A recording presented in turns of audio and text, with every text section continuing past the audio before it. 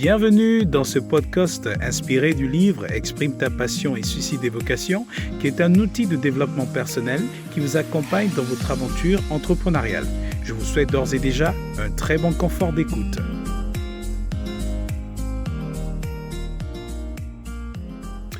Nous sommes dans l'épisode numéro 13 qui traite du sujet le leadership et le service, qui est bien sûr la suite logique de cette longue série d'enseignements qui traite du grand thème le leadership. Alors le leadership est un sujet abordé dans le livre Exprime ta passion, suscite des vocations, qui est d'ailleurs l'objet même principal de ce livre, car voyez-vous, c'est une introduction au leadership. Et donc il fournit ces informations qui permettent à un leader, à un aspirant leader, à un entrepreneur, un acteur de développement communautaire, à en fait une personne qui aspire à son développement personnel, à tout simplement s'imprégner des principes naturels et conceptuels qui y sont fournis pour affermir son leadership ou l'affirmer tout simplement là où cette personne opère. Alors, aujourd'hui, on parle de leadership et de service. Si on fait un pas en arrière sur le premier livre de cette grande série Culture entrepreneuriale, alors vous verrez que j'ai développé à l'intérieur la pensée de comment découvrir son talent, comment développer son talent, mais aussi comment valoriser son talent. Alors, ce qui se cache derrière le fait de découvrir son talent, c'est l'idée de découvrir en fait le sens de son utilité dans la société. C'est le fait de savoir pourquoi est-ce que nous sommes amenés à naturellement prendre des initiatives dans tel secteur ou pas. C'est tout simplement parce qu'au fond de nous, il y a quelque chose qui est inné là, qui nous permet de le faire. Et donc, la culture de la recherche de l'information nous permet de découvrir nos talents. La culture du dur labeur nous permet de développer nos talents. Et la culture du service, celle-là, elle nous permet de valoriser nos talents. Alors, le service, c'est le terme qui nous intéresse ici parce qu'il va nous permettre de comprendre le leadership dans un aspect assez important. Ici, on va dire c'est l'aspect du suiveur. Parce que quand on parle de leader, ça veut dire que vous avez une certaine influence et qu'en face de vous, vous avez une communauté de personnes qui aiment, qui trouvent en vous un modèle et donc qui suivent ce que vous incarnez comme valeur, comme idéal du développement. Alors, je vais particulièrement donc m'adresser ici aux personnes qui sont considérées comme des suiveurs ou des suiveuses au passage. Donc, autant pour moi, je veux dire, il n'y a pas de mal à se voir comme une personne qui est suiveuse d'une autre personne parce que ça peut avoir une connotation peut-être on ne va pas dire péjorative, mais un peu comme quelque chose de diminutif. Mais en fait, il ne s'agit pas de cela. Il s'agit tout simplement de cette position de personne qui est sous l'influence positive d'une personne qui est un modèle, qui est une référence dans son domaine. Alors, qu'est-ce qu'il faut savoir quand on est suiveur ? Parce qu'en fait, vous ne pouvez pas être un leader si vous n'avez jamais été un suiveur. Vous ne pouvez pas être une leader dans votre domaine si vous n'avez jamais été une suiveuse. Alors, quelle est l'importance pour vous de comprendre le sens du service pour développer votre leadership ? Alors, le service, c'est d'abord quoi ? C'est le fait d'apporter une assistance à l'égard d'une personne. C'est le fait de fournir une aide, d'apporter une aide donc, qui permet à la personne qui en bénéficie de se développer, d'aller de l'avant et donc de progresser. Donc, le service a l'objet principal, a pour but principal, d'accord, le fait de faire progresser, de faire avancer la personne bénéficiaire. Donc, pour développer le sens du service, il faut avoir à l'esprit la notion du bénévolat. Et oui, mon expérience aujourd'hui, comme je le dis dans le livre, dans les 2 livres de cette série, émane essentiellement du bénévolat.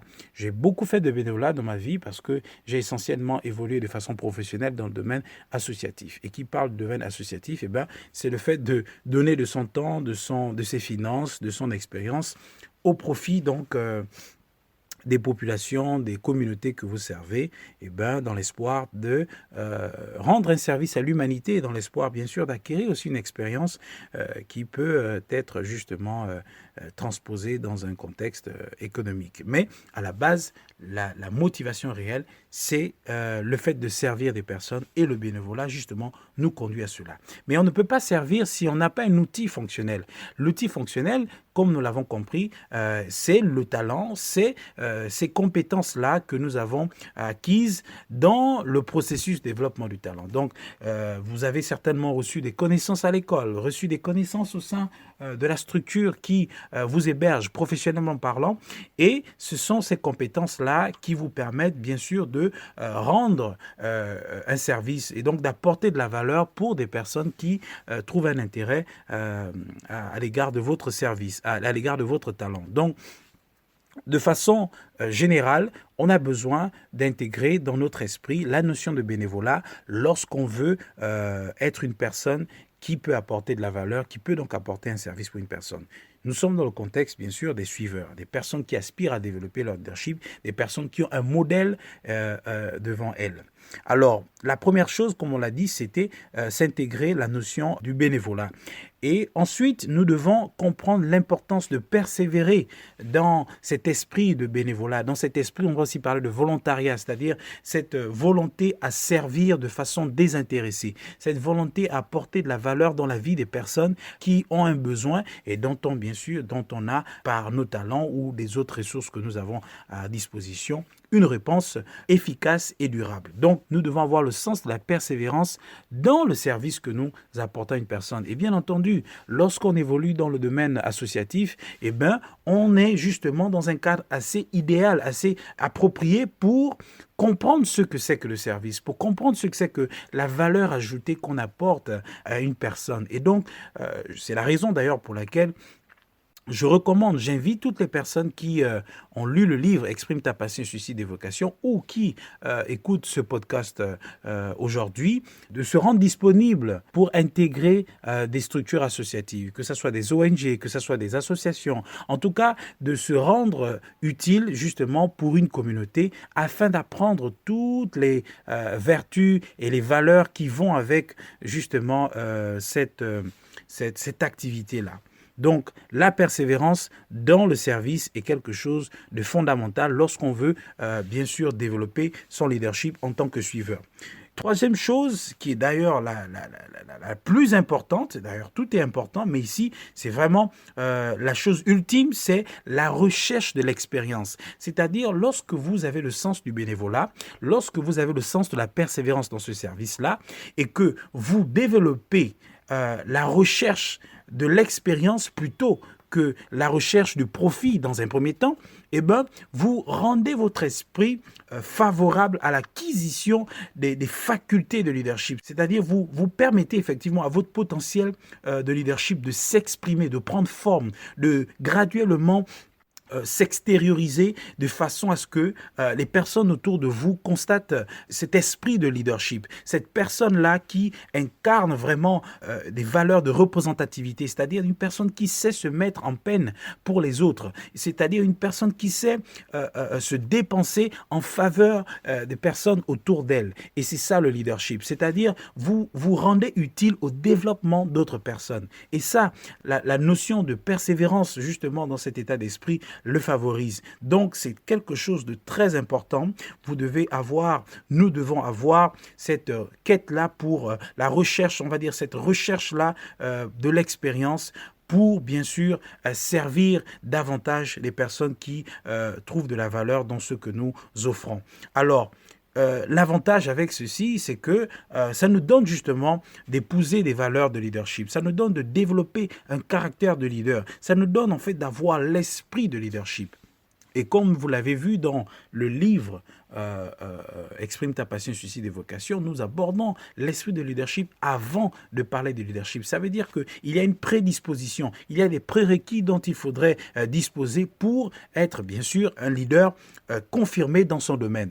En d'autres termes, Tout ceci nous donne de développer l'esprit de leadership. Donc, ça nous donne d'être prédisposés à exercer de façon légitime son leadership, aussi bien dans son secteur d'activité que dans sa communauté. C'est ce que la formule « exprime ta passion et suscite des vocations » veut tout simplement communiquer ici, c'est-à-dire nous amener à devenir des personnes serviables par leur talent pour bien sûr développer leur leadership afin de se créer des opportunités aussi bien économiques que sociales, que relationnelles, etc., que sais-je encore. Nous avons besoin de nous rendre utiles pour le développement des autres, de façon à ce que cela puisse justement favoriser le développement de tout le monde. Et c'est ça d'ailleurs la thèse qui est développée dans le dernier chapitre du livre. Le développement personnel est un facteur de développement communautaire. En d'autres termes, avoir l'esprit de leadership, c'est décider de contribuer au développement des autres par son propre développement. Et ceci peut être tout simplement compris lorsqu'on a épousé la culture du service, lorsqu'on a intégré dans son esprit la notion du bénévolat, la notion de la persévérance dans cet état d'esprit, mais surtout de la recherche, de celle de la recherche de l'expérience, même si nous le faisons dans un contexte non lucratif. Et d'ailleurs, le plus important, l'idéal serait même que ça soit dans un tel contexte.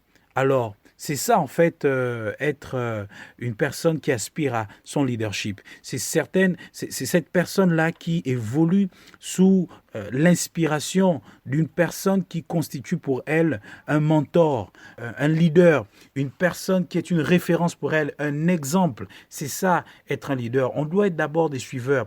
Et la vie en général nous montre que nous devons nécessairement passer par cette étape pour bien sûr devenir demain après-demain des leaders dans notre domaine. On nous dit généralement tel père, tel fils. Vous ne pouvez pas devenir un père si vous n'avez jamais été un fils. Vous ne pouvez pas devenir une mère si vous n'avez jamais été une fille. Vous devez savoir ce que c'est que être sous la responsabilité d'une personne pour que demain après-demain vous soyez responsable et que bien sûr vous puissiez aussi à votre tour responsabiliser une autre personne qui à son tour fera la même chose. C'est un principe tout à fait naturel. Nous avons besoin d'être élèves avant de devenir maître. Si on a su ce que c'est que d'être un élève, si on a été assidu, si on a appris tout ce que l'élève doit avoir comme prérogative, eh ben, on va évoluer de façon à ce que demain après-demain, lorsqu'on devienne des maîtres, nous serons en mesure de comprendre ce que c'est qu'un élève, nous serons en mesure de comprendre les difficultés, les peines que peuvent traverser un élève parce que nous avons